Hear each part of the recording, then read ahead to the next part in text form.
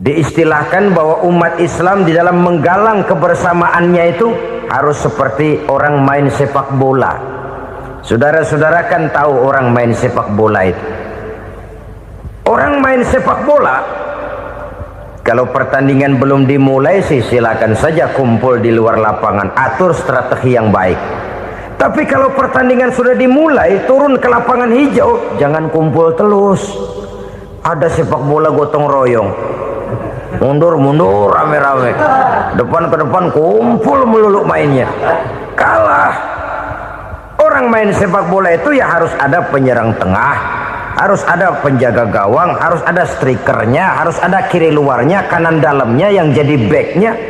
Posisi boleh bermacam-macam, tapi yang penting saling ngoper untuk menggolkan gawang lawan. Begitulah umat Islam ini.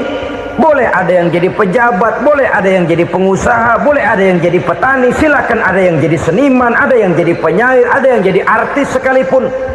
Tapi kalau sudah berhasil menguasai bola, jangan lupa operannya. Operan itu yang langka. Kita ini muslim kadang-kadang kalau sudah memegang menguasai bola, kalau belum mau mampus, belum mau ngoper. Nanti kalau sudah nggak punya bola, baru mau ngoper. Kalau sudah dengar-dengar mau dekat pensiun, baru mau jihad, baru mau berjuang, baru mau ngurus pesantren. Tanda tangan sudah tidak laku, memo sudah tidak dihargai, baru mau berjuang. Kemarin kemana mas? Kita tidak pandai memanfaatkan posisi. Dengan kata lain, kalau kembali kepada persoalan kita, konsekuensi kita terhadap agama yang kita anut ini belum ideal.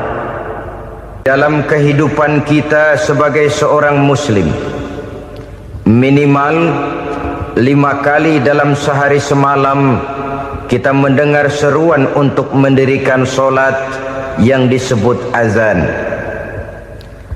Ada kalimat menarik di dalam kalimat azan itu, yakni seruan hayya 'alal falah, marilah menuju kepada keberuntungan, marilah meraih kemenangan. Seruan ini adalah kecenderungan dari setiap manusia, apapun warna kulitnya. Artinya, setiap orang dalam hidup selalu ingin meraih dan mencari kemenangan. Kemenangan akan melahirkan kepuasan batin, dan kepuasan batin memberikan kebahagiaan. Sedangkan kekalahan melahirkan penderitaan batin, dan penderitaan batin menjerumuskan seseorang di dalam berbagai bentuk kerugian. Jikalau inilah seruan azan, maka masalahnya ialah apa yang menyebabkan kita meraih kemenangan. Al-Quranul Karim memberikan tuntunan dan ajaran kepada kita bahwa orang-orang yang memperoleh kemenangan itu tidak lain adalah orang-orang yang bertakwa. Hanyalah mereka yang bertakwa kepada Allah Subhanahu wa ta'ala pada akhirnya akan tampil sebagai pemenang. Lalu siapa orang yang bertakwa itu? Dijelaskan dalam awal-awal Al-Baqarah, orang yang bertakwa yang akan meraih kemenangan. Pertama, allazina yu'minuna bil ghaib, yaitu orang-orang yang beriman kepada yang gaib, percaya bahwa ada alam yang gaib, alam yang abstrak, alam yang tidak bisa dijangkau oleh salah satu daripada panca indera kita. Mereka percaya dan beriman kepada adanya malaikat, beriman kepada adanya iblis dan jin, beriman kepada adanya alam kubur, beriman kepada adanya alam mahsyar, beriman kepada adanya alam akhirat, beriman kepada adanya surga dan neraka. Beriman bukan cuma sekedar beriman dalam ucapan bibir saja, tetapi beriman yang nilai iman itu mampu mewarnai gerak dan gaya hidupnya. Iman yang meresap sampai ke tulang sumsum, kemudian memberikan dampak positif di dalam kehidupan manusia. Alam, kita tahu, adalah sesuatu yang selain Allah, dan Allah bukanlah alam. apapun namanya selain daripada Allah itu adalah alam. Alam pada hakikatnya terbagi menjadi dua. Ada alam syahadah, alam nyata, alam konkret, alam yang bisa dijangkau oleh salah satu indera kita.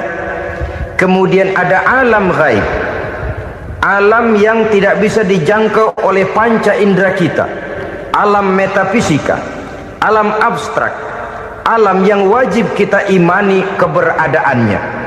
Kita percaya bahwa malaikat itu ada, kita percaya kepada jin, bahwa jin itu ada, kita percaya kepada adanya iblis dan setan. Bukan percaya kepada iblis dan setannya, percaya bahwa iblis dan setan itu ada. Itu termasuk salah satu daripada sifat orang yang bertakwa kepada Allah. Saudara-saudara kaum muslimin rahimakumullah, kecenderungan pembangunan yang lebih bersifat materialistis biasanya menggeser aspek kehidupan rohani.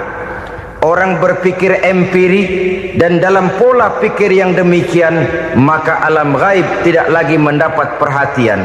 Aspek kehidupan yang bersifat rohaniah malah mulai ditinggalkan. Akibatnya terjadilah kepincangan di dalam kehidupan kita.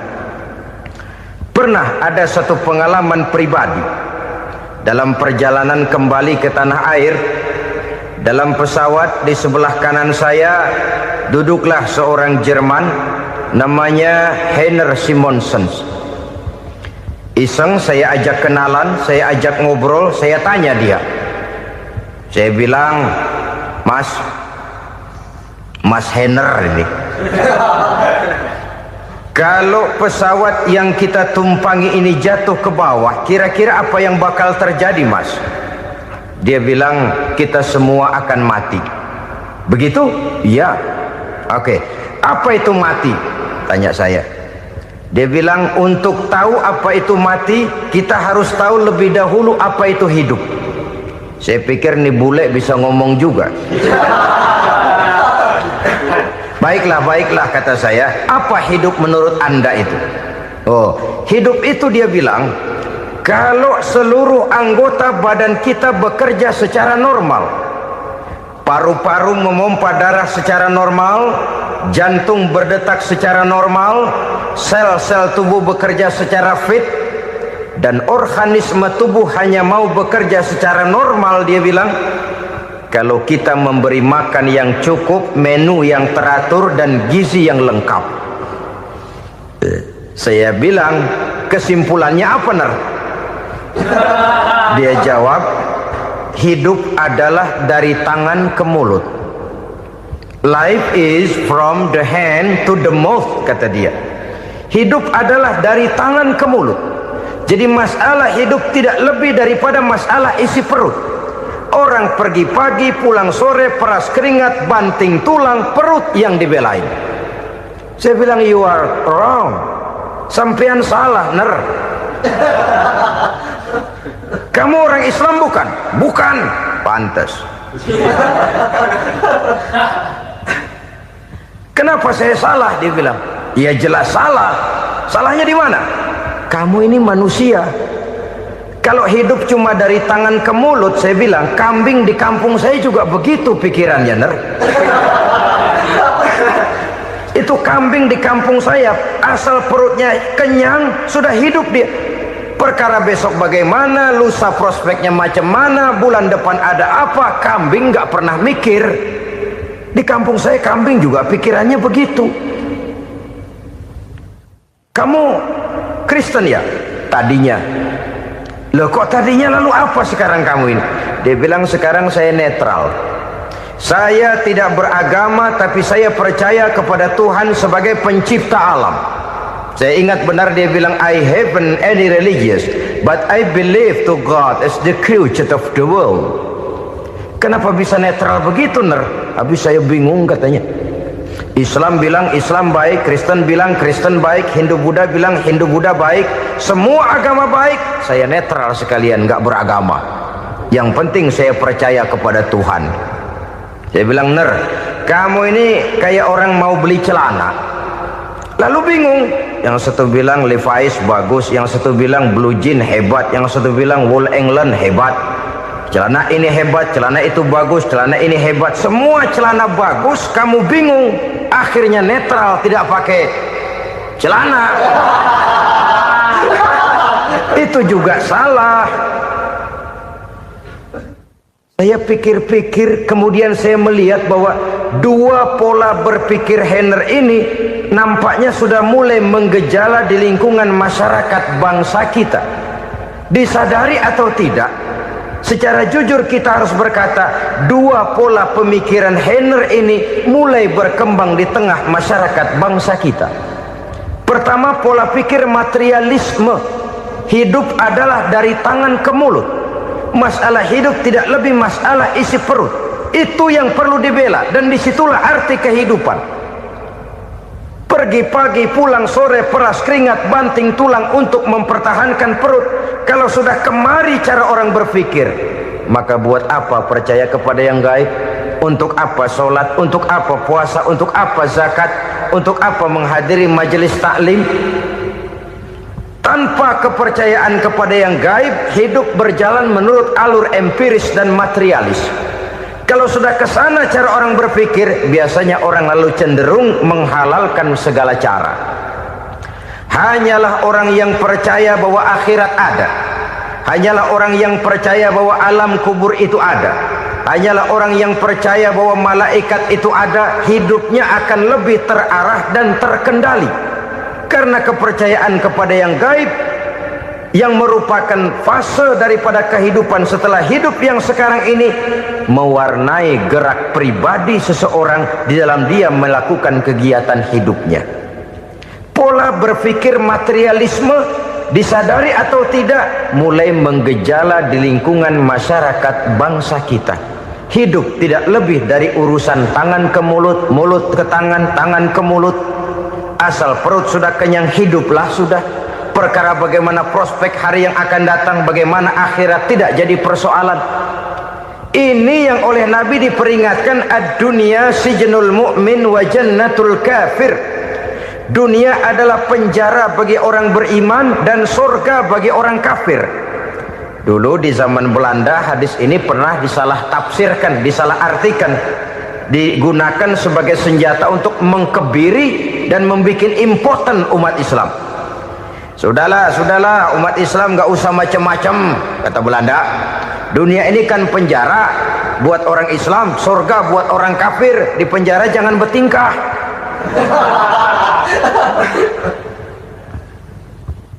Pengertiannya tidak begitu.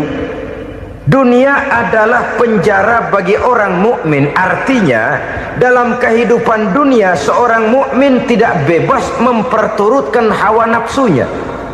Di penjara hawa nafsunya itu. Sebaliknya surga bagi orang-orang kafir.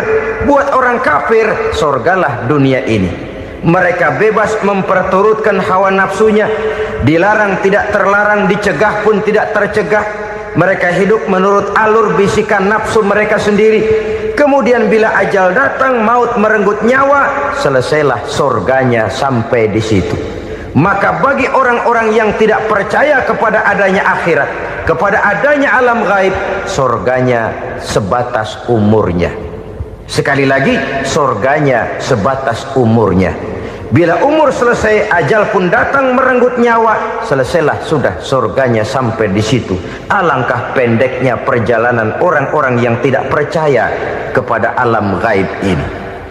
Bagi kita mukmin, jikalau kita mampu memenjarakan hawa nafsu, kita bisa bahagia di dunia ini. Dan Islam memang tidak menyuruh kita sengsara di dunia. Raih dunia, kejar dunia, gapai dunia sebagai alat untuk mencapai kebahagiaan di akhirat nanti. Hidup adalah satu perjalanan panjang yang terbentang sejak kita terlahir dari alam rahim sampai kepada alam akhirat nanti.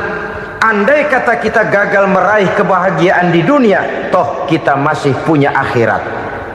Tapi jangan jadi dalil yang melemahkan semangat. Biarin dah kita di dunia kebelangsak, yang penting akhirat. Akhirnya dunia benar-benar kebelangsak.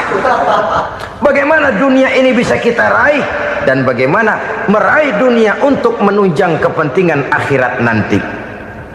Yang kedua, dari pikiran Heiner yang saya lihat menggejala di lingkungan masyarakat bangsa kita, timbulnya manusia-manusia netral, seolah-olah Tuhan yes, agama no, sama Tuhan percaya, agama ogah. Tuhan ngangguk, giliran agama godeng.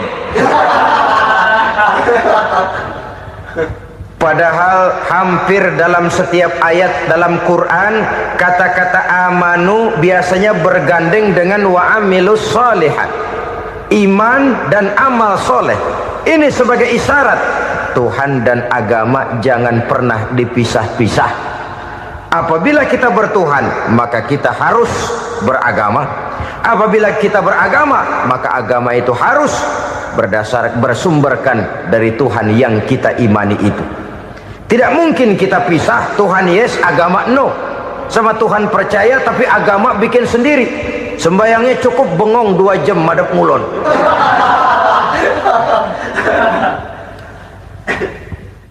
Saudara-saudara kaum muslimin rahimakumullah. Jadi dengan demikian, agama yang kita akui merupakan unsur mutlak di dalam pembangunan sekarang ini, merupakan bagian dari kehidupan yang menuntun kita bahwa di balik alam nyata ini, di balik alam syahadah ini ada alam gaib. Dan mudabbir, murabbi, yang mengatur, yang menguasai, yang memelihara baik dia alam nyata, baik dia alam gaib, tidak lain adalah Allah Subhanahu wa ta'ala. Di sana ada satu super power, satu maha kekuatan yang kita perlu bersandar kepadanya. Sebagai makhluk nyata yang hidup di alam nyata, berbuatlah secara nyata sebagaimana harusnya kita berbuat. Karena Islam jelas bukan agamanya orang pemalas. Islam jelas bukan agamanya orang yang mengajarkan setelah selesai sholat boleh duduk, nggelenggem ayam-ayam, ndelohom, menghitung bintang di langit sambil menunggu keajaiban. Tidak. Islam adalah agama yang mengajarkan apabila sholat sudah selesai kamu kerjakan, bertebaranlah di permukaan bumi, cari karunia Tuhanmu. Jangan hidup berpangku tangan menunggu keajaiban, karena hidup bukan undian. Jangan berharap untung besar tanpa mau peras keringat. Tapi di sebalik itu toh kita juga harus yakin bahwa di sisi usaha nyata yang kita lakukan ada satu super power, satu maha kekuatan gaib yang menentukan berhasil dan tidaknya usaha kita. Kepercayaan kepada hal semacam inilah yang mendorong kita untuk mempunyai sandaran vertikal, agar jikalau usaha ini berhasil, kita tidak lupa diri dan lupa daratan. Jikalau usaha ini gagal, kita tidak putus asa dan buruk sangka, tidak cupik pandangan dan sempit hati, tapi mampu melihat persoalan dengan kacamata putih sambil husnuzon kepada Allah Subhanahu wa ta'ala. Kita percaya malaikat itu ada yang namanya raqib dan atid, mengawasi gerak hidup kita sampai kepada gerak hati kita. Ini memberikan sugesti agar kita berhati-hati, tidak sejengkal tanah pun kita bisa berlindung dari pengawasan raqib dan atid. Ada munkar nakir yang akan menyoal kita di alam kubur. Ada malaikat Malik, penjaga neraka. Ada malaikat Ridwan yang menjaga surga. Kita percaya kepada adanya jin, kita percaya kepada adanya setan, iblis. Percaya kepada adanya, bukan mempercayai si setan, si iblis lalu menjadikannya sebagai teman. Tidak. Percaya bahwa mereka itu ada dan merupakan makhluk Allah yang gaib yang diciptakan Allah Azza wa Jalla. Kepercayaan kepada alam gaib memberikan motivasi terhadap gerak lahir manusia, sehingga dengan motivasi kepercayaan kepada yang gaib, gerak lahir jadi lebih terarah, jadi lebih terpelihara. Pernah seseorang bertanya, "Pak, apakah adanya akhirat bisa dibuktikan secara ilmiah?" Saya bilang tidak bisa, tidak bisa. Kenapa? Karena yang berangkat nggak pernah pulang kembali lagi. Kalau dia pulang kemari bisa kita tanya bagaimana enak di sono. Cuma secara moral saya katakan, lebih beruntung orang yang percaya kepada akhirat daripada yang tidak. Sekarang saudara percaya akhirat ada, lalu saudara baik-baik di dunia, sholat, puasa, zakat, menolong orang lain, menebarkan kebajikan. Saudara mati, andai kata akhirat tidak ada, toh dalam hidup saudara sudah berbuat baik, paling tidak nama saudara akan dikenang sebagai orang baik. Sebaliknya, saudara percaya, kata saya, bahwa akhirat tidak ada, lalu hidup semau-maunya, tenggelam dalam maksiat dan munkarat, menentang Allah, tidak mau ruku dan sujud, lalu saudara mati, kemudian akhirat ada, ayo mau apa? Bekal tidak punya. Jadi secara moral lebih beruntung orang yang percaya kepada adanya akhirat daripada yang tidak percaya. Dan itu alam gaib yang tidak bisa dibuktikan secara eksakt.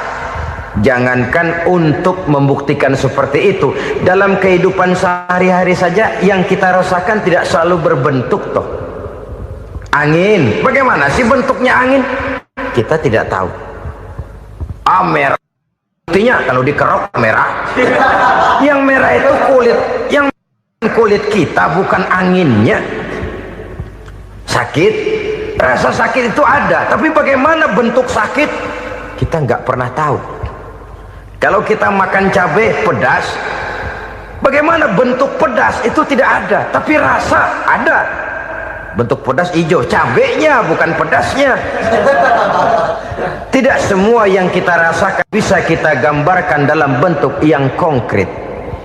Oleh karena itu, sekali lagi bahwa kepercayaan kepada alam yang gaib mampu memberikan satu sugesti yang menata kehidupan seseorang lebih lurus, lebih terarah, dan lebih terkendali. Maka wajar kalau kepercayaan kepada yang gaib mengantarkan seseorang untuk meraih kemenangan. Kenapa? Dia percaya kepada yang gaib, bahwa akhirat ada, bahwa alam kubur ada, bahwa pertanggungan jawab itu ada. Maka dia lalu tidak hidup saenae udele dewe, itu loh. Tidak hidup menurut seleranya sendiri, terarah, teratur. Ini cirinya yang pertama, orang bertakwa yang akan meraih kemenangan, mereka beriman, mereka percaya kepada yang gaib. Bahkan hal-hal konkret saja selalu berangkat dari yang gaib. Saudara-saudara, para remaja, para pemuda sekarang ini tidak pernah tahu toh siapa yang akan jadi teman hidup saudara. Kita bisa saja ngerancang, mentargetkan, tapi toh akhirnya yang namanya jodoh bukan kekuasaan kita, rezeki di luar kemampuan kita. Begitu juga ajal, maut, jodoh, ajal adalah contoh-contoh konkret bahwa pada akhirnya yang gaiblah yang menentukan. Bertahun-tahun ngelancong, emang jodoh seret nggak jadi.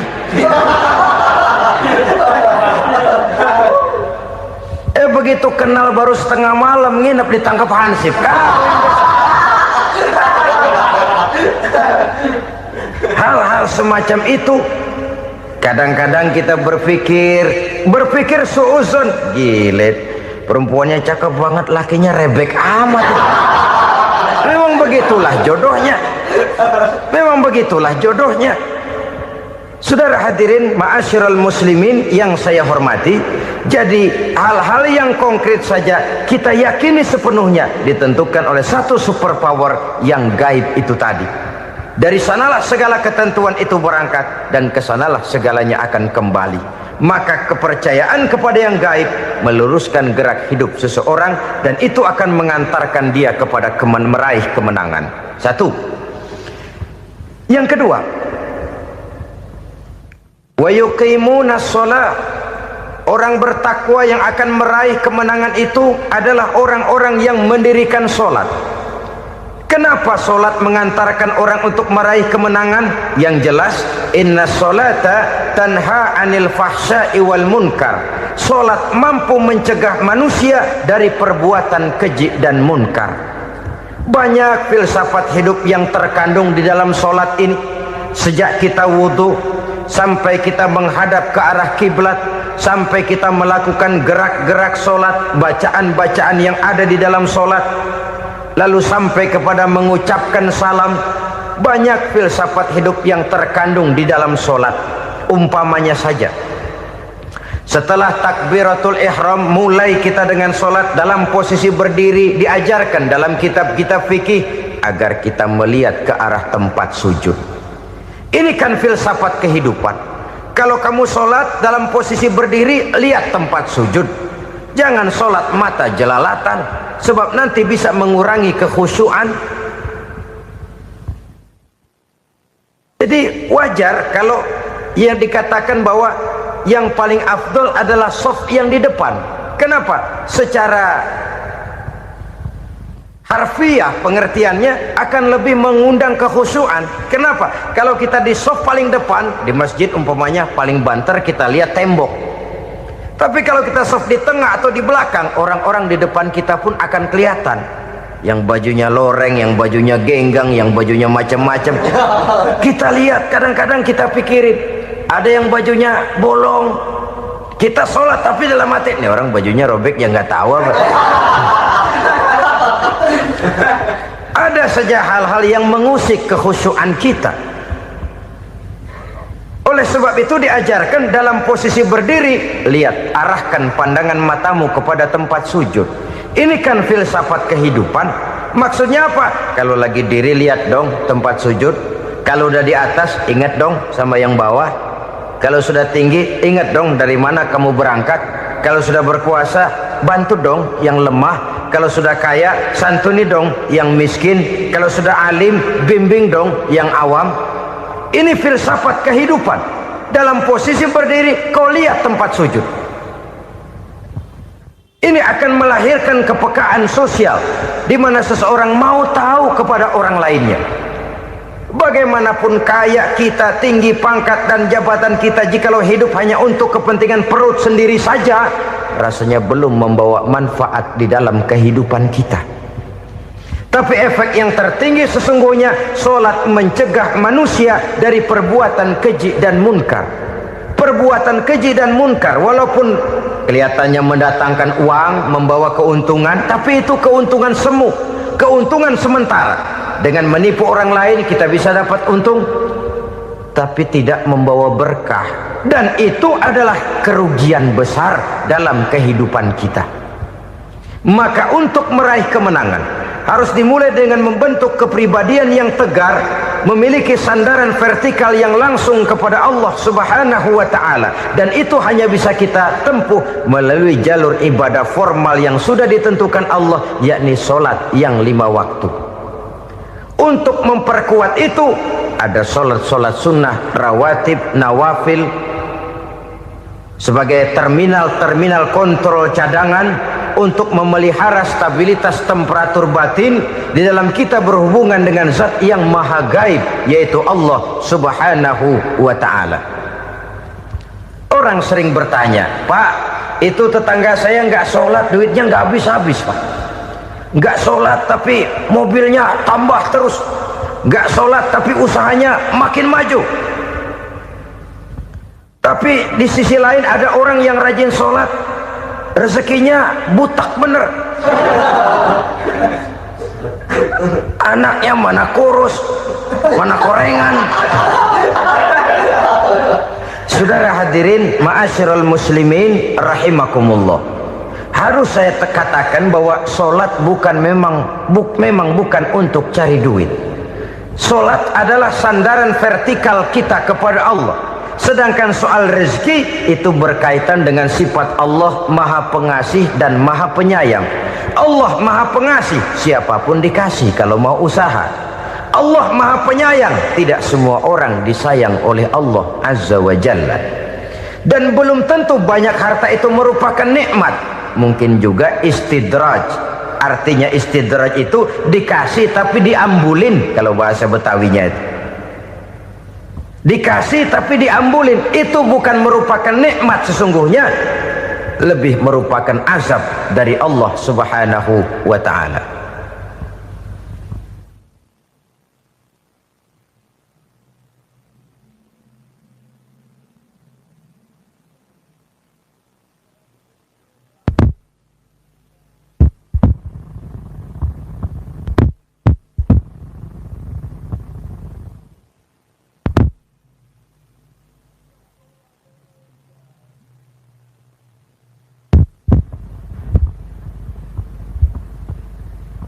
agama mempunyai sistem sholat. Dan kita umat Islam telah dituntun oleh Allah Subhanahu wa ta'ala yang wajibnya 5 kali dalam sehari semalam mendirikan sholat. Dan itu tentu berada dalam jangkauan kemampuan manusia. Pada awalnya barangkali kita memang merasa sholat itu satu kewajiban, tapi semakin kita hayati makna, manfaat dan filsafat yang terkandung di dalam ajaran sholat, semakin sampai kita kepada keyakinan bahwa sholat adalah keperluan kita. Sehingga pada waktu tertentu dinilai puncaknya, kita tidak lagi akan berkata saya wajib sholat, tapi kita akan berkata saya perlu sholat.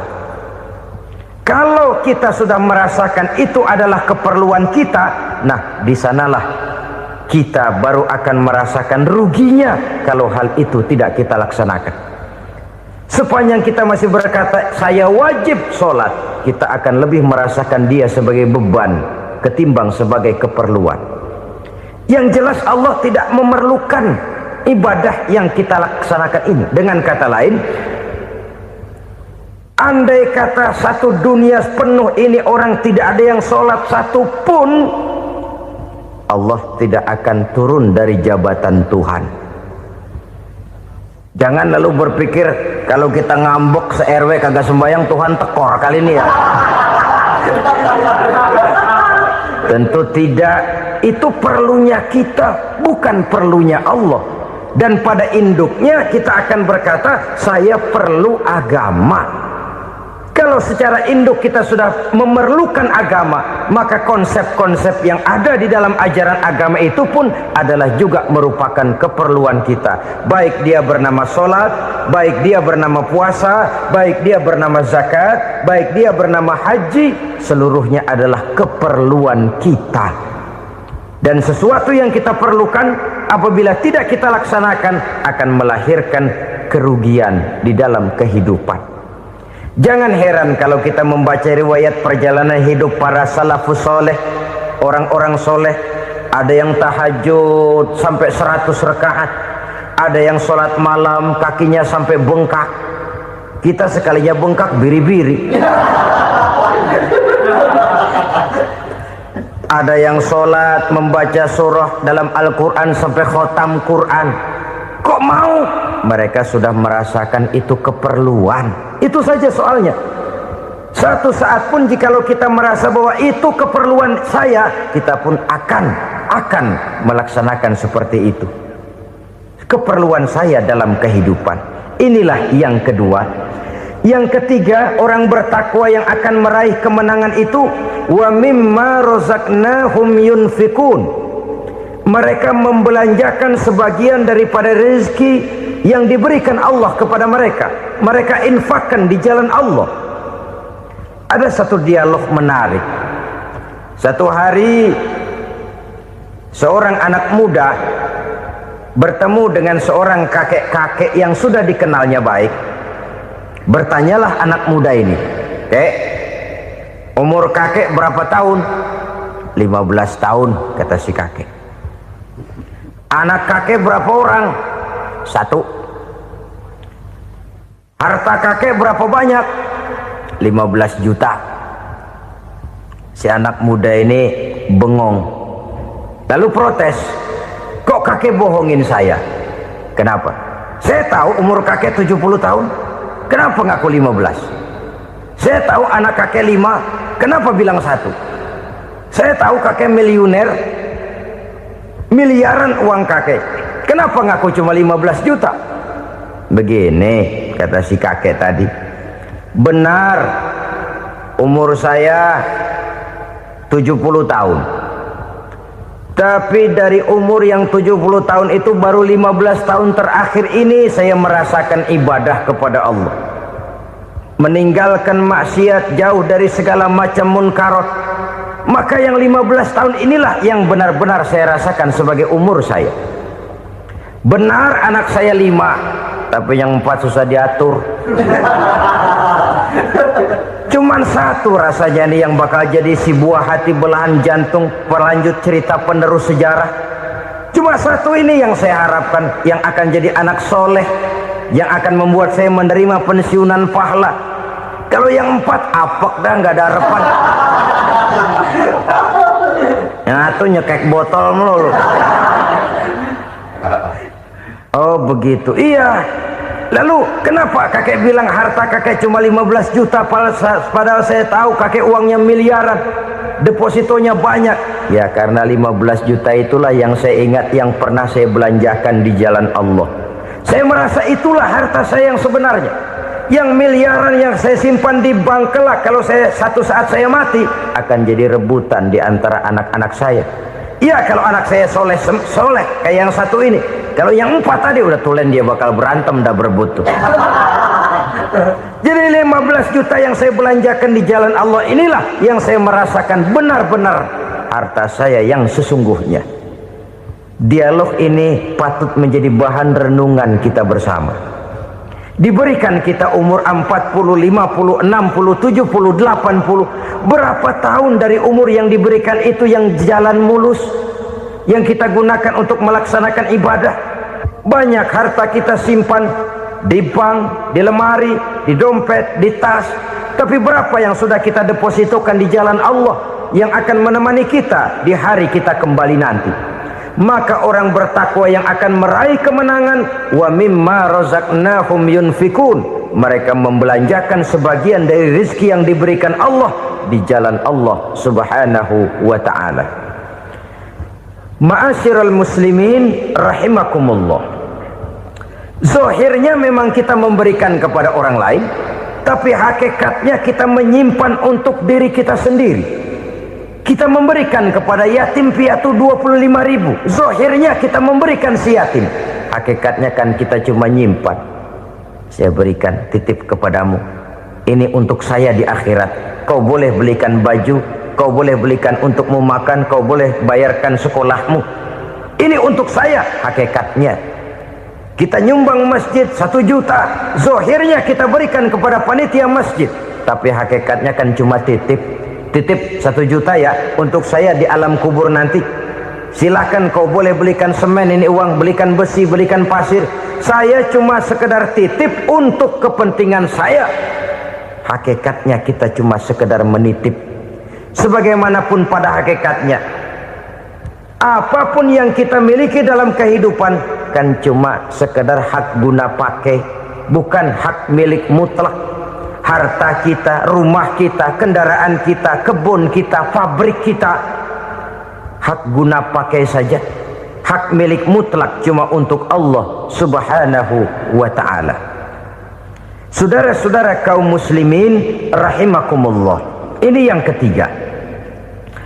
Kemudian yang keempat, orang-orang bertakwa yang akan meraih kemenangan,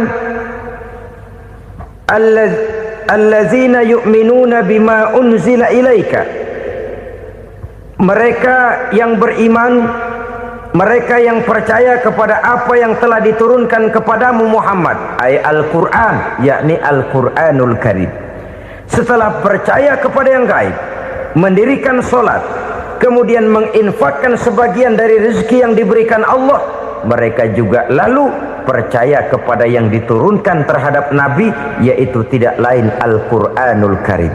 Sekali lagi di sini, percaya bukan hanya sekedar percaya saja, tetapi percaya lalu menjadikan Al-Quran itu sebagai pedoman hidup.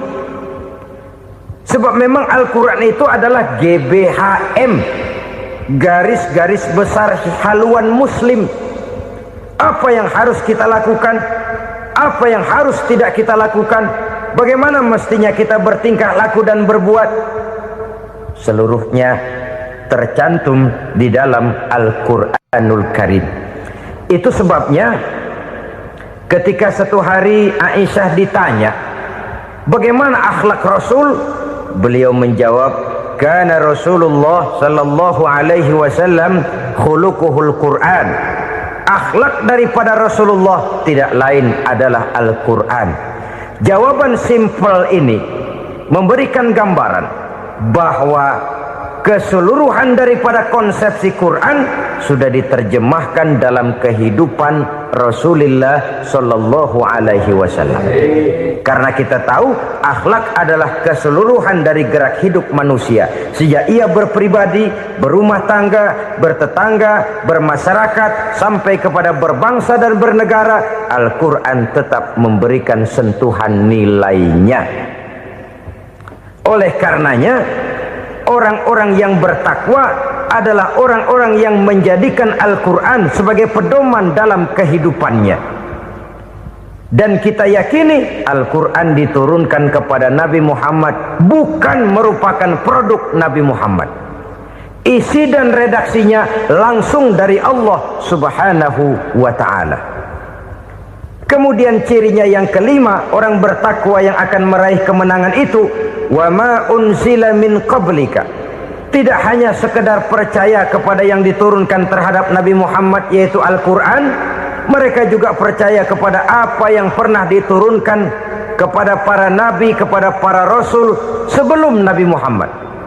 Percaya kepada adanya suhuf, percaya kepada adanya Taurat, percaya kepada adanya Injil, percaya bahwa Allah dahulunya sudah menurunkan Taurat kepada Musa, percaya bahwa Allah sudah menurunkan Injil kepada Isa, percaya Injil ada, Taurat ada, diturunkan Allah untuk Isa dan Musa, tetapi tidak wajib mengamalkannya karena kita sudah diberikan Al-Quranul Karim.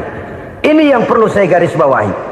Kita percaya Allah telah menurunkan Injil dahulu kepada Isa. Kita percaya bahwa Allah telah menurunkan Taurat dahulunya kepada Nabi Musa. Kadang-kadang ini dijadikan dalih, dikacaukan pengertiannya. Quran saja mengajarkan bahwa orang yang bertakwa harus percaya kepada Injil, maka pakailah Injil. Apalagi kalau ayat sebelumnya ditilap, dihapus, dihilangkan, Injilnya yang ditekankan, maka akan terjadilah penekanan yang salah arah. Karena salah arah akhirnya bisa merusak dan menghancurkan akidah. Ketika Rasul suatu saat pernah ditanya orang, "Ya Rasul, bagaimana sikap kita sebagai muslim terhadap Injil yang ada sekarang?" Beliau menjawab, "La tukadzibuhu jami'an wa la tusaddiquhu jami'an." Jangan didustakan seluruhnya, jangan juga dibenarkan semuanya. Artinya, ini sudah merupakan gambaran dari Rasul bahwa dalam Injil yang ada sekarang masih ada ajaran-ajaran tauhid yang dibawa oleh Nabi Isa dan diajarkan kepada umatnya.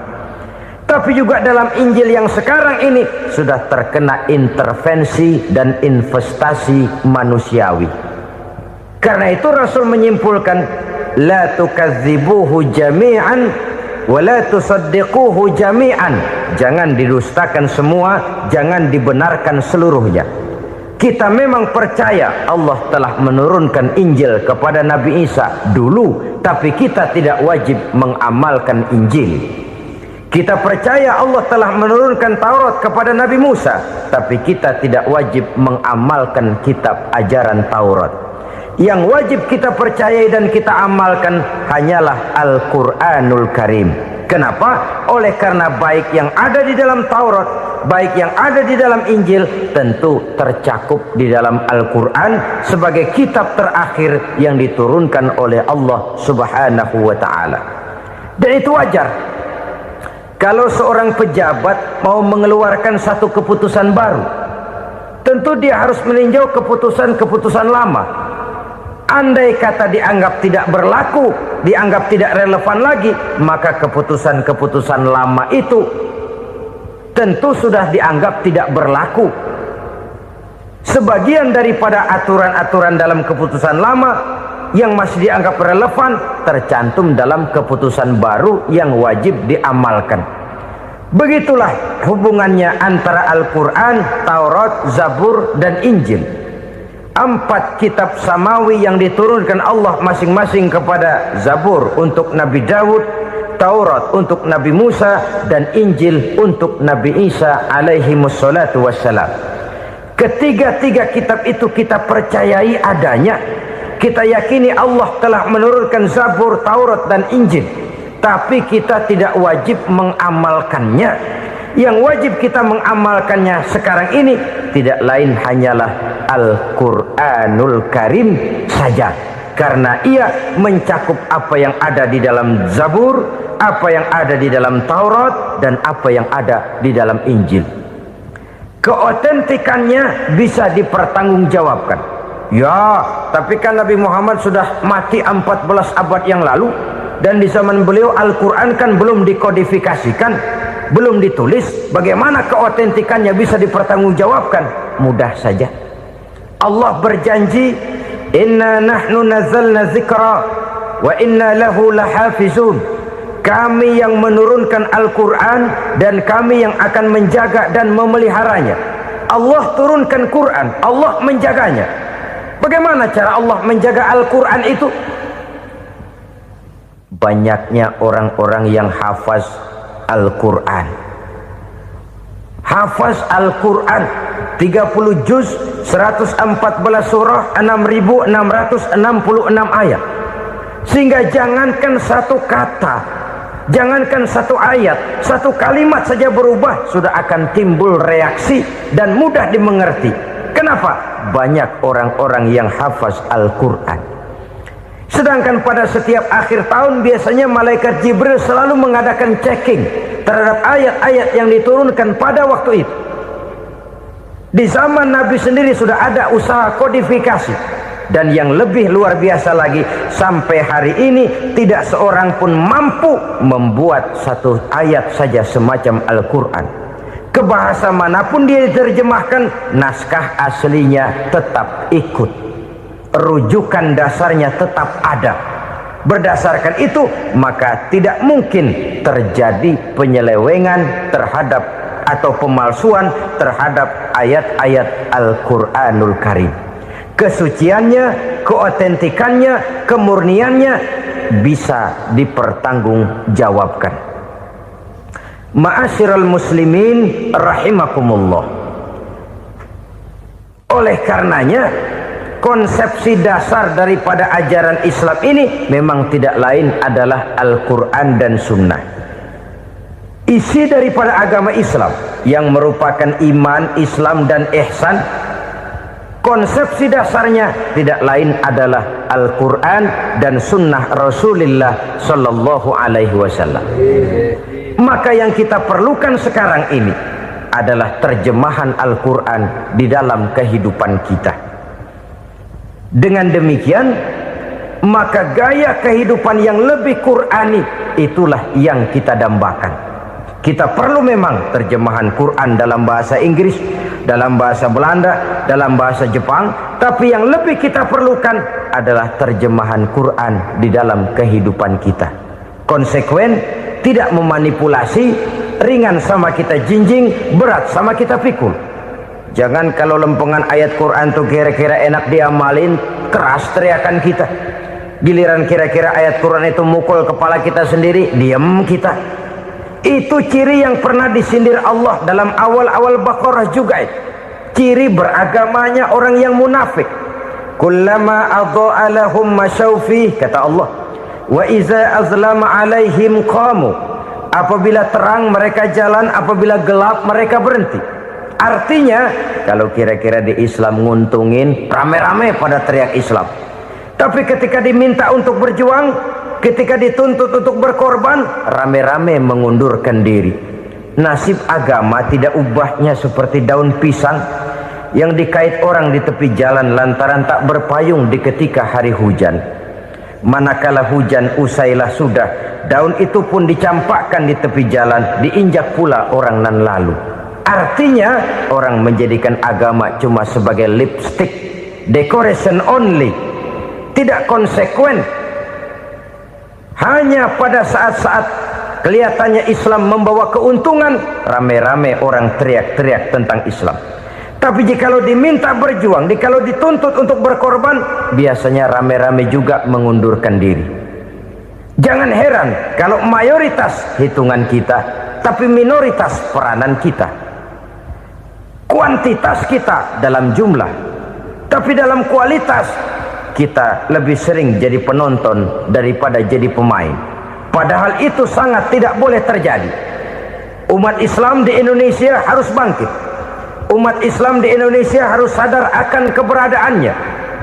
Tidak boleh hanya jadi penonton berpangku tangan, karena memang agama kita juga mengajarkan untuk konsekuen di dalam menjabarkan ajaran-ajaran daripada agama kita. Kita sering jatuh menjadi umat yang lemah oleh karena kita ini tidak pandai menggalang kebersamaan yang diakibatkan tidak konsekuennya kita. Diistilahkan bahwa umat Islam di dalam menggalang kebersamaannya itu harus seperti orang main sepak bola. Saudara-saudara kan tahu orang main sepak bola itu. Orang main sepak bola, kalau pertandingan belum dimulai sih silakan saja kumpul di luar lapangan, atur strategi yang baik. Tapi kalau pertandingan sudah dimulai, turun ke lapangan hijau, jangan kumpul terus. Ada sepak bola gotong royong, mundur-mundur rame-rame, depan ke depan kumpul melulu mainnya. Kalah. Orang main sepak bola itu ya harus ada penyerang tengah, harus ada penjaga gawang, harus ada strikernya, harus ada kiri luarnya, kanan dalamnya yang jadi backnya. Posisi boleh bermacam-macam, tapi yang penting saling ngoper untuk menggolkan gawang lawan. Begitulah umat Islam ini. Boleh ada yang jadi pejabat, boleh ada yang jadi pengusaha, boleh ada yang jadi petani, silakan ada yang jadi seniman, ada yang jadi penyair, ada yang jadi artis sekalipun. Tapi kalau sudah berhasil menguasai bola, jangan lupa operannya. Operan itu yang langka. Kita ini muslim kadang-kadang kalau sudah memegang menguasai bola, kalau belum mau mampus, belum mau ngoper. Nanti kalau sudah nggak punya bola, baru mau ngoper. Kalau sudah dengar-dengar mau dekat pensiun, baru mau jihad, baru mau berjuang, baru mau ngurus pesantren. Tanda tangan sudah tidak laku, memo sudah tidak dihargai, baru mau berjuang. Kemarin kemana mas? Kita tidak pandai memanfaatkan posisi. Dengan kata lain, kalau kembali kepada persoalan kita, konsekuensi kita terhadap agama yang kita anut ini belum ideal. Kita masih lebih sering berislam ini pada saat-saat yang menurut perhitungan kita membawa keuntungan. Tapi kalau diminta berjuang, dituntut berkorban, yang itu pun hakikatnya adalah untuk kepentingan kita juga. Allah tidak pernah menuntut kita untuk jihad bagi kepentingan Allah, itu tidak. Berjuang menegakkan agama Allah, apakah untuk kepentingan Allah? Tidak. Untuk kepentingan kita. Sebab nilai-nilai jihad itu pada akhirnya akan membawa kita kepada satu kebahagiaan. Setidaknya kalau tidak di dunia, tentu di akhirat sebagai syahid. Oleh karena itu, pada bagian akhir ini saya ingin mengajak, marilah kita konsekuen. Sekali kita berkitabkan Al-Quranul Karim, mari dia kita jadikan pedoman. Jangan cuma kita jadikan sebagai penghias dinding, pelengkap rumah, bahwa di rumah kita ada Al-Quran, tapi yang baca kecoa. Habis pada bolong tuh Quran. Yang penting kan punya Quran. Ditaruh di pintu rumah, biar apa? Biar kuntilanak kagak masuk katanya. Ya apa itu nasib Quran, cuma kerjanya jaga pintu, ngusir kuntilanak, ngusir memedi. Bagaimana kita hidup menurut tuntunan Al-Quran? Kadang-kadang tidak pernah menjadi masalah bagi kita. Maka bagaimanakah Al-Quran akan mungkin membawa keberkahan dalam hidup kalau ajarannya kita injak-injak dalam keseharian kita? Mewujudkan gaya hidup yang lebih Qurani, itulah yang akan kita rintis di dalam kehidupan kita, bertahap, step by step, menurut kemampuan yang ada pada kita. Jika jalan ini tidak bisa kita selesaikan, percayalah akan ada generasi penerus yang akan melanjutkan usaha dan cita-cita mulia itu. Jadi percaya kepada Taurat, percaya kepada Injil, sekadar percaya Allah dahulunya sudah menurunkan itu, tapi kita tidak wajib mengamalkannya. Kenapa? Generasi Injil masa berlakunya sudah kedaluarsa. Taurat masa berlakunya sudah kedaluarsa. Injil pernah berlaku untuk orang Nasrani di zaman Nabi Isa. Taurat pernah berlaku untuk orang Yahudi di zaman Nabi Musa. Setelah generasinya berlalu, datang Rasul penutup yang membawa Al-Quranul Karim, maka Al-Quran itulah yang berlaku menjadi pedoman sampai hari akhir nanti. Jangan jauh dari Al-Quran, karena apabila ini kita lakukan, maka kita akan kembali kepada satu gaya hidup yang jauh dari tuntunan agama, dan itu artinya kita akan semakin jauh untuk meraih kemenangan. Saudara-saudara kaum muslimin rahimakumullah, yang keenam, yang terakhir, orang-orang bertakwa yang akan meraih kemenangan itu wabil akhirati hum yuqinun. Mereka percaya, mereka yakin seyakin-yakinnya akan adanya hari akhir, di mana seseorang akan mempertanggungjawabkan seluruh perbuatannya di dalam hidup ini, dan tidak ada satu perbuatan yang bagaimana kecilnya sekalipun yang tersembunyi dalam pandangan manusia yang tidak akan dibukakan persoalannya di mahkamah Qadi Rabbul Jalil di akhirat nanti. Itulah sebabnya maka percaya kepada akhirat disebut secara khusus.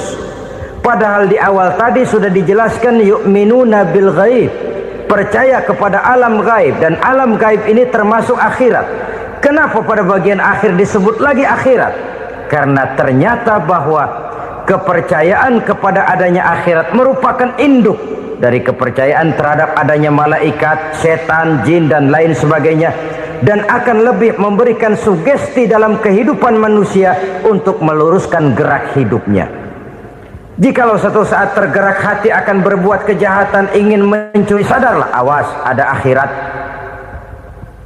Sebab kalau kita cuma teriak awas ada polisi, itu cuma tertunda sementara. Begitu polisi meleng, embat. Kalau kita ingin berbuat jahat cuma berteriak awas ada hansip, cuma sementara ketika hansip itu ada.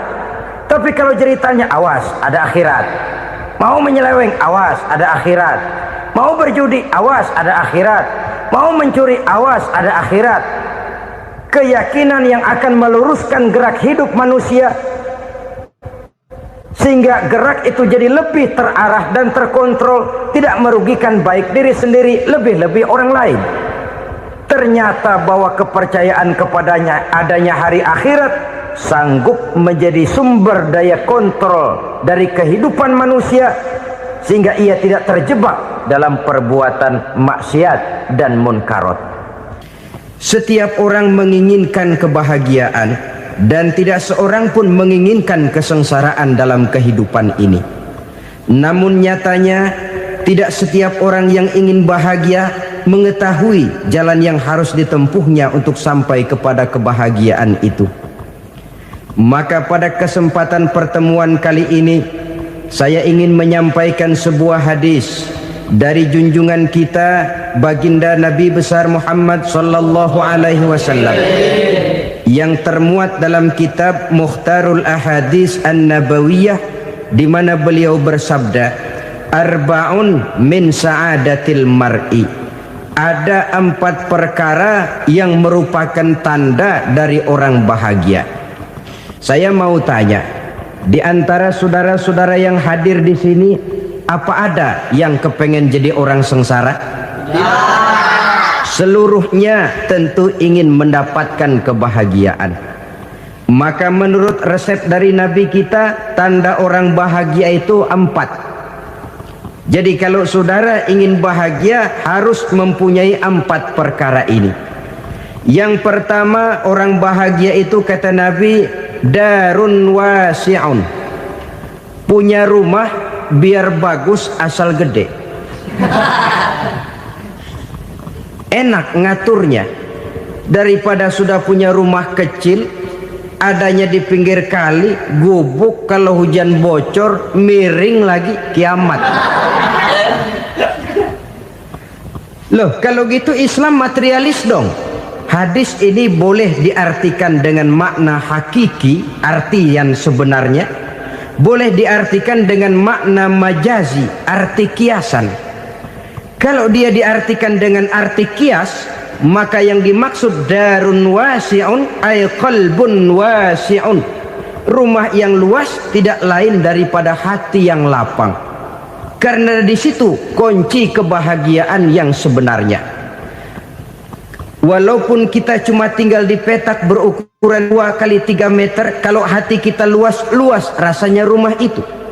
Tapi biar rumah kita halamannya saja puluhan ribu hektar, ada kolam renangnya, kamar tidurnya tidak lagi terhitung, kalau hati yang menempati rumah itu sempit, maka akan terasa sempit jugalah rumah itu.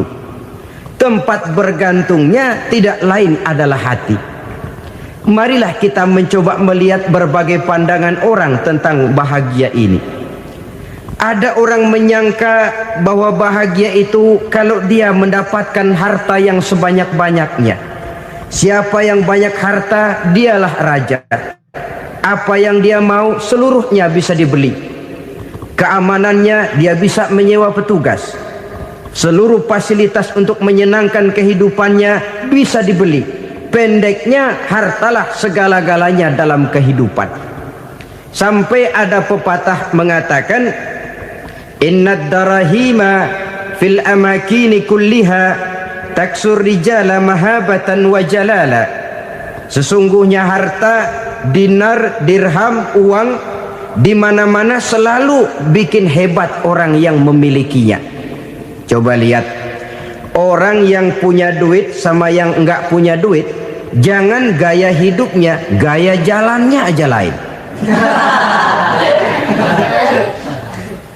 Wahia lisanun liman arada fasahatan, wahia silahun liman arada qitala.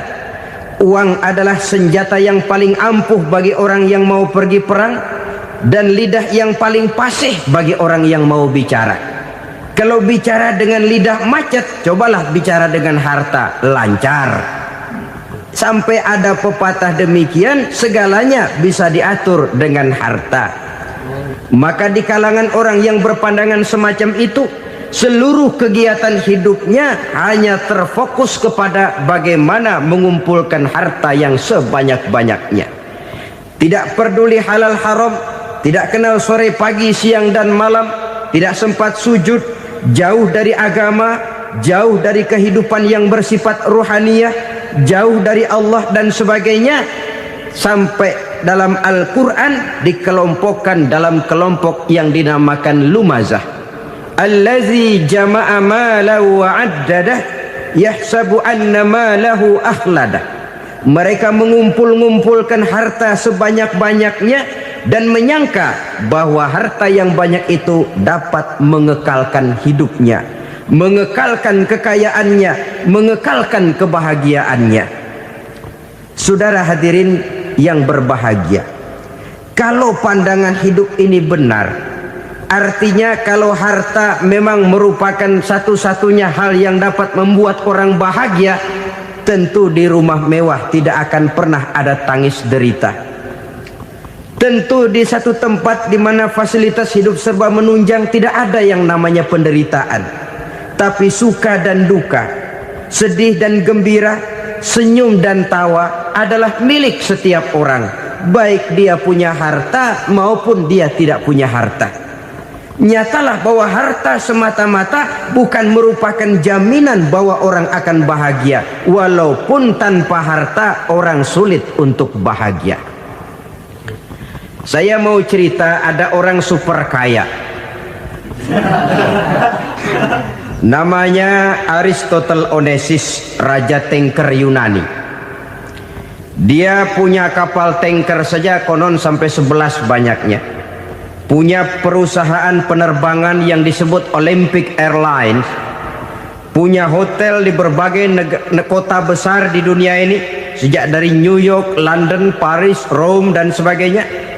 Bahkan punya pulau yang dia namakan Pulau Scorpio. Ini kan namanya sudah kaya nggak tanggung-tanggung, punya pulau. Nah, dia punya 2 orang anak, yang satu laki-laki namanya Alexander, yang satu perempuan namanya Maria Onesimus. Seluruh harapannya tertumpah kepada anak lakinya Alexander ini, yang akan meneruskan usahanya, meneruskan kekayaannya, meneruskan dinastinya. Apa yang terjadi? Ternyata anak yang dia harapkan yang bernama Alexander ini mati muda dalam kecelakaan pada waktu dia olahraga. Apa olahraganya? Namanya olahraga anak orang kaya, golongan jet set. Olahraganya olahraga pesawat terbang. Jatuh, ya nggak kapungut, habis mati. Tinggal satu anak perempuannya, Maria Onesius. Tapi anak perempuan ini juga malah urakan. Terakhir dia pacaran, bahkan kemudian kawin sama orang Rusia. Rupanya Aristotle Onesius ini broken. Kekayaannya yang berlimpah ruah, perusahaannya yang begitu banyak, siapa yang akan meneruskan? Siapa yang akan menggantikan? Sampai kemudian dia mengurung diri di Pulau Scorpio dan mati di sana secara mengenaskan. Seorang multi jutawan, seorang yang super kaya, mati menyendiri di pulau sepi. Ibarat kata pepatah, anak ayam mati di lumbung. Bukan kekurangan makanan, keurugan makanan. Begitu kehidupan Aristotle Onesius. Dan banyak orang-orang yang sudah demikian kaya sampai dibingungkan oleh kekayaannya sendiri. Telusurilah kehidupan David Rockefeller misalnya, Henry Ford misalnya, Adnan Khashoggi misalnya. Multi jutawan yang kadang-kadang dibuat keder oleh kekayaannya sendiri. Pantas ketika Imam Ali ditawarkan orang, "Ya Ali, kalau kepadamu disuruh pilih ilmu atau harta, kau pilih mana?" Ya jelas pilih ilmu dong. Kenapa? Pertama, ilmu kalau kita berikan kepada orang lain tambah. Tapi harta kalau kita berikan kepada orang lain kurang. Saudara punya uang 10.000, dibagi orang 5.000, jelas uang saudara berkurang. Tapi saudara punya ilmu, diberikan kepada orang lain bisa, saudara pun makin mantep. Tidak lantas jadi bodoh karena ngajarin orang. Saudara bisa Fatihah lalu mengajarkan orang Fatihah, orang bisa, saudara pun makin hafal. Tidak lantas setelah diajarin orang ilmunya hilang. Begitu datang dia minta orang, "Tolong ajarin saya Fatihah," udah habis, nggak ada.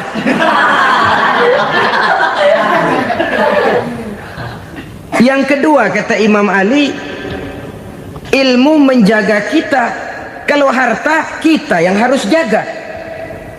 Makin banyak ilmu makin terpelihara diri seharusnya. Tetapi makin banyak harta makin bingung kita jaganya. Sampai kadang-kadang kalau perlu seluruh keliling rumah dipasangi alarm. Belum cukup disewakan anjing besar-besar, pasang di depan pintu, awas anjing galak. Masih belum cukup juga, cari centeng tukang-tukang kepruk jaga rumah. Masih terasa belum aman, padahal rumahnya dikelilingi tembok besar. Di balik tembok ada pintu-pintunya tebal. Di balik pintu itu terbuka masuk kamar, kamar pun ada pintunya, pintunya pun kuat. Masuk ke dalam kamar ada lemari, lemarinya pun pintunya kuat, dikunci, kuncinya pun kuat. Tapi terhadap seluruhnya yang timbul cuma sekedar was-was saja. Kesimpulannya sekali lagi, tanpa harta orang memang sulit untuk bahagia. Tapi harta semata-mata tidak merupakan jaminan orang akan bahagia. Dengan hati yang luas, itu modal utama untuk mencapai kebahagiaan hidup. Orang yang hatinya luas, saudara-saudara, punya hati yang lapang, melihat kenyataan hidup ini, dia bersyukur senantiasa kepada Allah. Lantas tidak timbul hasud dan iri hatinya. Oleh karena itu, jiwanya selalu lapang. Kalau tidak, cupik hati namanya. Dangkal pandangan, tidak senang melihat orang lain dapat nikmat, dan itu sering dijadikan contoh. Kalau orang yang lapang dada, dia lihat tetangganya beli TV baru, dia berkata, "Alhamdulillah ya, tetangga kita beli TV, mudah-mudahan kita bisa ikut nonton." Lapang dadanya. Tapi orang yang sempit hati, lihat tetangga beli televisi, meriang. Enggak diapa-apain, meriang. Besoknya dengar tetangga beli motor, makin sakit, ke rumah sakit. Lalu di rumah sakit dengar tetangganya beli mobil, mati. Disiksa oleh perasaannya sendiri. Orang kalau hati sudah sempit dalam hidup, kemanapun dia pergi, sempit rasanya medan kehidupannya. Kemudian kita melihat juga ada orang yang menilai bahwa bahagia itu katanya kalau punya kedudukan yang tinggi, pangkat yang agung, wibawa yang besar. Mungkin betul, tapi mungkin juga tidak. Bergantung kepada hati orang yang punya pangkat itu. Sama dengan harta tadi. Harta akan membawa bahagia kalau dia jatuh ke tangan orang yang berhati lapang. Tapi harta akan jadi bencana kalau jatuh ke tangan hati orang yang sempit. Pangkat akan membawa bahaya kalau jatuh di tangan hati orang yang sempit. Lebih dari itu, kenyataan mengajarkan kepada kita bahwa ternyata pangkat dan jabatan tidak selamanya memberikan kebahagiaan dalam kehidupan. Bahkan resikonya kelewat besar. Beberapa bukti kita bisa ambil dari para pemimpin dunia yang menjadi korban lantaran pangkat dan jabatan yang disandangnya. Saudara ingat Presiden Abraham Lincoln dan John Kennedy dari Amerika? Dibunuh orang. Park Chung-hee dari Korea Selatan, Ziaur Rahman dari Bangladesh, Anwar Sadat dari Mesir, terakhir Indira Gandhi dari India, menjadi korban dari pangkat dan jabatan yang disandangnya dari orang-orang yang tidak senang dia memegang jabatan itu. Dia akan mudah mengundang bencana, sehingga pantas kalau seorang presiden terkemuka Amerika, Harry Truman namanya, dia mengatakan jabatan presiden itu, kata dia, seperti orang nunggang macan, naik macan. Harus kita taiki, kalau enggak dia bakal nerekam kita, ngeri katanya. Adapun orang yang hatinya lapang, kalau dia menerima pangkat dan jabatan, dianggapnya itu satu kesempatan untuk berbuat baik. Tapi orang yang berhati sempit, menerima pangkat dan jabatan, bukan kadang-kadang menerima, malah berusaha setengah mati mencapai dengan segala cara. Kalau perlu jilat atas, jilat atas. Jadi golongan sumuhun dawu. Jadi kelompok kulon nuwun, yes sir, yang kerjanya cuma oke bos. Kalau perlu jilat atas, jilat atas. Kalau perlu injak yang bawah, injak yang bawah. Perlu sikut kiri kanan, sikut kiri kanan. Yang penting pangkat dapat, jabatan dapat. Orang yang semacam ini, kalau sudah mempunyai pangkat dan jabatan, biasanya dia tidak menganggap itu sebagai amanah, tidak menganggap sebagai kesempatan berbuat baik, tapi malah kesempatan untuk memperturutkan hawa nafsunya yang dilatar belakangi oleh kesempitan hatinya tadi. Apalagi kalau orang memperoleh pangkat karena banyak mengeluarkan uang. Seakan-akan pangkat dan jabatan itu sekarang macam proyek, pakai tender. Siapa yang berani bayar segini, naik. Nggak berani, minggir.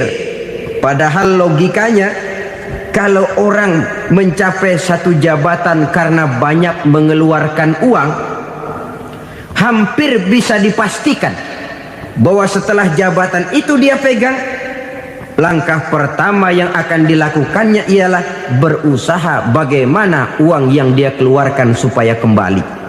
Ya paling kurang pulang modal dulu dong. Soal mikirin rakyat soal nanti, tapi ini modal harus pulang. Itu celakanya kalau orang memperoleh pangkat dan jabatan cuma karena banyak mengeluarkan uang. Jarang orang yang mempunyai keyakinan dan pandangan bahwa pangkat dan jabatan merupakan amanah. Jadi sekali lagi, pangkat dan jabatan mungkin saja membawa kebahagiaan kalau jatuh ke tangan orang yang berhati lapang. Tapi bisa jadi bencana kalau dia jatuh ke tangan orang yang mempunyai hati yang sempit. Dan lagi-lagi stresnya hati yang lapang. Lalu sebagian orang, saudara, ada yang berpandangan katanya bahagia itu kalau jadi orang terkenal, mempunyai popularitas, menjadi idola di kalangan remaja, di kalangan orang tua, di segala lapisan masyarakat. Padahal makin populer orang makin terikat dia. Ya kalau macam kita ini kan nggak punya nama, nggak populer, tengah malam buta mau nongkrong di warung Tegal aman. Tapi pangkat, jabatan, kedudukan, popularitas menyebabkan kita diikat dengan berbagai macam peraturan. Cuma mandi sama ke WC saja yang nggak dikawal.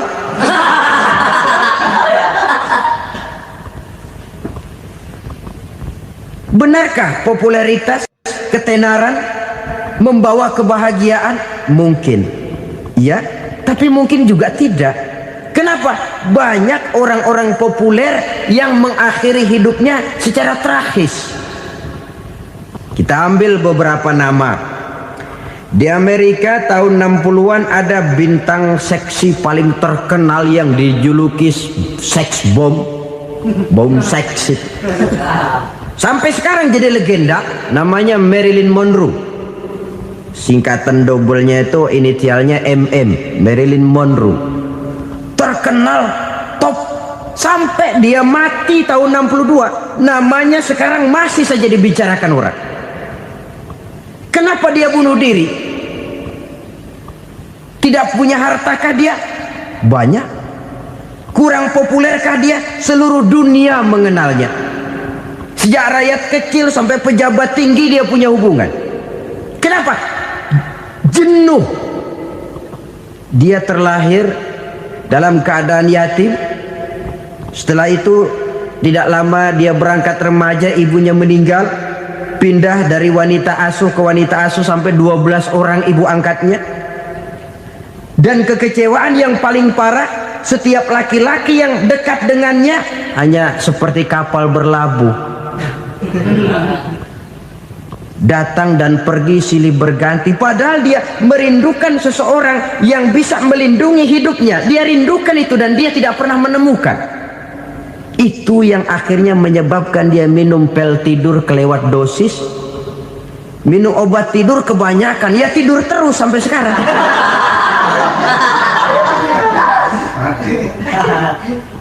Dia mengakui, saya telah memiliki ketenaran, tapi saya tidak pernah hidup dalam ketenaran itu.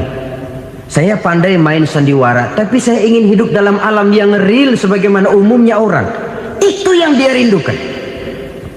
Menyusul jejak yang namanya Marilyn Monroe ini, Billie Holiday, saudara kenal tentu. Di rumah sakit dirawat. Dia juga minum obat overdosis, mati lagi. Jimi Hendrix minum obat tidur overdosis kelewat batas, mati lagi. Lalu yang menghanyutkan diri di danau, Janis Joplin dan Brian Jones. Ini orang-orang populer, orang-orang terkemuka yang mengakhiri hidup secara tragis, bukan karena tidak terkenal, mungkin karena sudah saking terkenalnya. Contoh paling belakangan, Bruce Lee. Wah, ini tukang-tukang keprok tentu kenal siapa dia. Sampai sekarang pun tabir kematiannya masih merupakan misteri.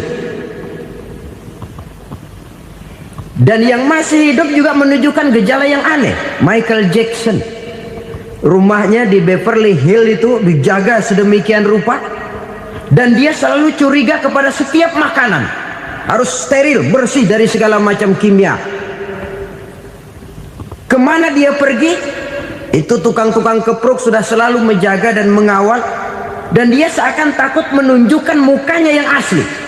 Hingga kalau tampil ke tengah di luar show, dia kadang memakai pakaian yang tidak menunjukkan dia yang sebenarnya, takut dikenali orang. Ternyata popularitas sering jadi momok yang meracuni kehidupan manusia. Oleh karena itu, benarlah junjungan kita pada saat beliau mengajarkan orang akan bahagia kalau dia mempunyai hati yang lapang. Nah, sekarang masalahnya untuk mendapatkan hati yang lapang caranya bagaimana? Kita kembali kepada konsep Quran. Allah mengajarkan, ala inna bidzikrillahi tatmainnul qulub. Ketahuilah bahwa dengan banyak mengingat Allah, hati akan tenang, jiwa akan lapang. Dengan kata lain, dekat dengan agama, merasakan kehadiran Allah dekat dalam hidup, itu muara pertama untuk mencapai hati yang lapang. Ala inna bizikrillahi tatmainnul qulub. Jangan macam orang sekarang ingin mendapatkan ketenangan lalu tapak di puncak gunung, di gua-gua, di tempat sepi. Iyalah kalau nggak ada ular. Kalau tergigit ular berbisa, ketenangan belum, mati jelas itu. Islam positif untuk mendapatkan ketenangan. Ala inna bizikrillahi tatmainnul qulubi. Bahwa ketahuilah bahwa dengan banyak mengingat Allah, hati akan tenang, jiwa akan lapang, nuansa pikiran akan luas. Karena yang namanya bahagia ada dimanapun manusia berada. Di kampung ada bahagia, di kota ada bahagia, di ngarai, di lembah, di gunung, di hutan, di lautan, di angkasa luar, dimanapun bahagia itu ada kalau kita bermodalkan hati yang lapang ini. Dan hati akan lapang kalau kita dekat dengan agama. Dekat dengan harta buat sementara hati mungkin tenang, tapi ketenangan yang relatif dan temporer. Apalagi orang tiap kali tambah harta, tiap kali tambah rencana. Itu wajar. Mungkin sebelumnya saudara berpikir, kalau punya duit 5.000 enak nih. Begitu punya duit 5.000, aduh sayang kalau 10.000 aja. Tiap kali tambah harta, tiap kali lain rencana. Makin banyak rencana, makin menjauhkan kita dari yang namanya ketenangan. Padahal ketenangan merupakan unsur utama untuk mencapai bahagia. Dan ketenangan itu bermuara dalam hati manusia.